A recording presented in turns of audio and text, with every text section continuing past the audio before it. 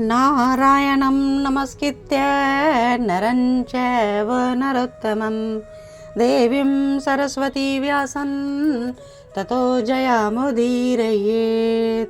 नाम संकीर्तनं यस्य सर्वपापप्रणाशनं परिणामो दुःखं तन्नमामि हरिं परम्। ओम श्री परमात्मने नमः। एकादश स्कंद अध्याय 5वां। भगवान की पूजा विधि और भक्ति विमुख पुरुषों की गति। राजा निमि और 9 योगीश्वरों का संवाद चल रहा है। राजा निमि प्रश्न पूछ रहे हैं कि जिनकी कामनाएं शांत ना हुई हों, मन और इंद्रियां जिनके वश में ना हों और जो भगवान का भजन भी ना करते हों, उनकी गति कैसे होती है। तो इस बार 8वें योगीश्वर चमस जी ने उत्तर दिया कि हे राजन, विराट पुरुष के मुख से ब्राह्मण, भुजाओं से क्षत्रिय, जांघों से वैश्य, चरणों से शूद्रों की उत्पत्ति हुई। इस प्रकार उनकी जांघों से गृहस्थाश्रम और हृदय से ब्रह्माश्रम, वक्षस्थल से वानप्रस्थ आश्रम और मस्तक से संन्यास आश्रम प्रकट हुए। इन चारों वर्णों और आश्रमों के जन्मदाता भगवान ही हैं। इन वर्णों और आश्रमों में रहने वाले जो मनुष्य भगवान का भजन नहीं करता और उल्टे उनका नास्तिकों की भांति अनादर करता है, वह अपने स्थान, वर्ण और आश्रम से ही नहीं, मनुष्य योनि से भी नीचे गिर जाता है। इन वर्णों में बहुत से लोग मूर्ख होने पर भी अपने आप को विद्वान और पंडित मानते हैं और अभिमान को धारण किए रहते हैं। ऐसे लोग पापी होते हैं। ऐसे लोग इंद्रियों की तुष्टि और पेट की आग को बुझाने के लिए ही अपना समय नष्ट करते हैं। धन और बल के अहंकार में वे भक्तों का परिहास उड़ा देते हैं। वे भूल जाते हैं कि उनके हर कर्म को उनके भीतर विद्यमान आत्मा साक्षी रूप में हर पल देखता रहता है। यह भूल जाते हैं कि धन का एकमात्र लक्ष्य धर्म होता है, क्योंकि धर्म से ही परम तत्व ज्ञान की अनुभूति होती है और इस अनुभूति में ही परम शांति मिलती है। वे मृत्यु की अनिवार्यता को भी भूल जाते हैं। प्राचीन ऋषियों ने यज्ञ में सूरा को सूंघने का विधान किया था, पीने का नहीं। इसी प्रकार यज्ञ में पशु का स्पर्श ही किया जाता था, कोई हिंसा नहीं की जाती थी। परंतु अज्ञान के कारण लोग आज मनमाना अर्थ निकालकर मदिरा का सेवन भी करते पशुओं की हिंसा अपने पेट के स्वाद के लिए करते हैं।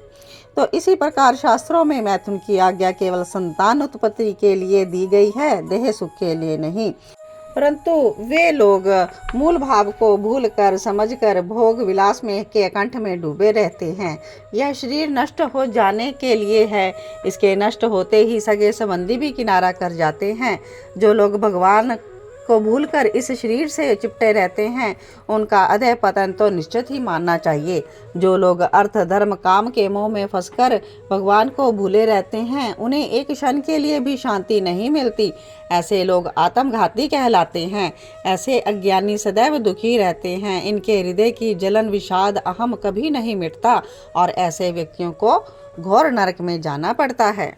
तो इस पर राजा निमि प्रश्न कर रहे हैं कि भगवान, हमें बताइए कि भगवान किस समय किस रंग का आकार ग्रहण करते हैं और मनुष्य किन विधियों से और नामों से उनकी उपासना करते हैं। तो इस बार 9वें योगीश्वर कर भाजन जी ने उत्तर दिया, हे राजन, सृष्टि के 4 युग हैं, सतयुग, त्रेता युग, द्वापर युग और कलयुग। इन युगों में भगवान के अनेक रंग और आकृतियां होती हैं। सतयुग में भगवान के विग्रह का रंग श्वेत होता था, 4 भुजाएं और सिर पर जटा होती थी। वे वल्कल वस्त्र पहनते थे। काले मृग का चर्म, यज्ञोपवीत, रुद्राक्ष की माला, दंड, कमंडलू धारण करते थे। सतयुग के लोग शांत हृदय और समदर्शी होते थे। वे संयम के साथ तपस्या, समाधि द्वारा सूर्य के समान सभी को प्रकाश देने वाले परमात्मा की आराधना करते थे और वे उन्हें हंस, सुपर्ण, वैकुंठपति, योगेश्वर, ईश्वर, परमात्मा आदि नामों से पुकारकर उनकी लीलाओं का गान करते थे। त्रेता युग में श्री हरि के विग्रह का रंग लाल होता था। 4 भुजाएं और कटी भाग में 3 मेखला धारण करते थे। केश सुनहले और यज्ञ पात्रों को धारण करते थे। वैदिक धर्म के प्रवीण इस युग के लोग यज्ञ द्वारा भगवान श्री हरि की उपासना सर्वदेव में स्वरूप देवा आदि देव के रूप में करते थे। वे भगवान को विष्णु, यज्ञ पुरुष, प्रश्नि गर्भ, सर्वदेव, उरुकरम, वृषाकपि, जयंत, उरुगाय आदि नामों से पुकारकर उनका लीलाओं का कीर्तन करते थे। द्वापर युग में भगवान श्री हरि के विग्रह का रंग सांवला होता है। वे पीतांबर धारण करते हैं, शंख, चक्र, गदा और पद्म अपने चारों हाथों में धारण करते हैं। वक्षस्थल पर श्री वत्स का चिन्ह, कौस्तुक मणि, वैजंती माला धारण करते हैं। सिर पर मोर मुकुट पहनते हैं। जिज्ञासु मनुष्य छत्र, चमर आदि से युक्त परम पुरुष भगवान की उपासना वैदिक और तांत्रिक विधि से करते हैं। उन्हें कृष्ण, गोपाल, मधुसूदन, नारायण, विश्वेश्वर, सर्वभूतात्मा, जगदीश आदि नामों से पुकारते हैं। कलयुग में भगवान का विग्रह का रंग काला होता है। उनके अंगों की छवि नीलमणि के समान होती है। वे सुदर्शन चक्र, गदा, शंख और अपने सुनंद आदि पार्षदों से युक्त रहते हैं।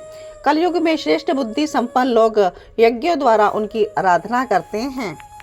उस आराधना में उनके गुण, लीला और नाम संकीर्तन की प्रधानता होती है। भगवान के चरण कमल की सेवा में ही उनका ध्यान रहता है। हे राजन, धर्म, अर्थ, काम और मोक्ष के एकमात्र स्वामी भगवान श्री हरि हैं। कलयुग में भगवान के नाम संकीर्तन में सभी स्वार्थी भावनाएं परमार्थी बन जाती हैं।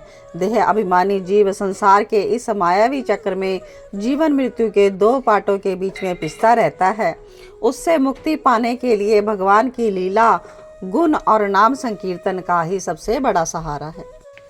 कलयुग की महिमा अन्य 3 युगों से निराली है। इस युग में भगवान के चरण कमलों का आश्रय सर्वाधिक आवश्यक है। इसलिए सभी ऋषि मुनि भक्त बार बार कलयुग में जन्म लेने के इच्छुक रहते हैं। हे राजन, जो व्यक्ति सब कुछ छोड़कर भगवान के श्री चरण कमलों की शरण में आ जाता है, वह सभी ऋणों से मुक्त हो जाता है।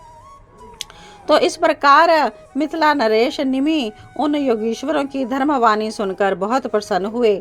आप भगवान श्री कृष्ण को अपना पुत्र ही मत समझो। सर्वशक्तिमान भगवान श्री हरि श्री कृष्ण के रूप में तुम्हारे घर में अवतीर्ण हुए हैं। हे वसुदेव जी, उनके वात्सल्य प्रेम से तुम्हारा जीवन धन्य हो गया।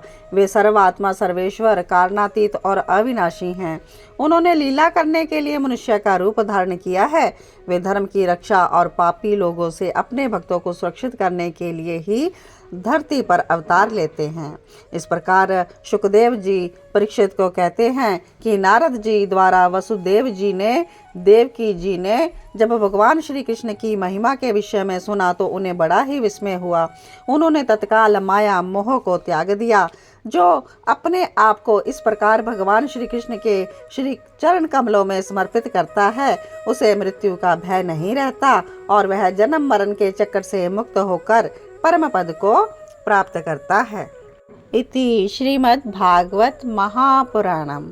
आगे की कथा हम कल की कथा में श्रवण करेंगे। तब तक आप सभी जुड़े रहें कृष्णा डिवोशन चैनल के साथ।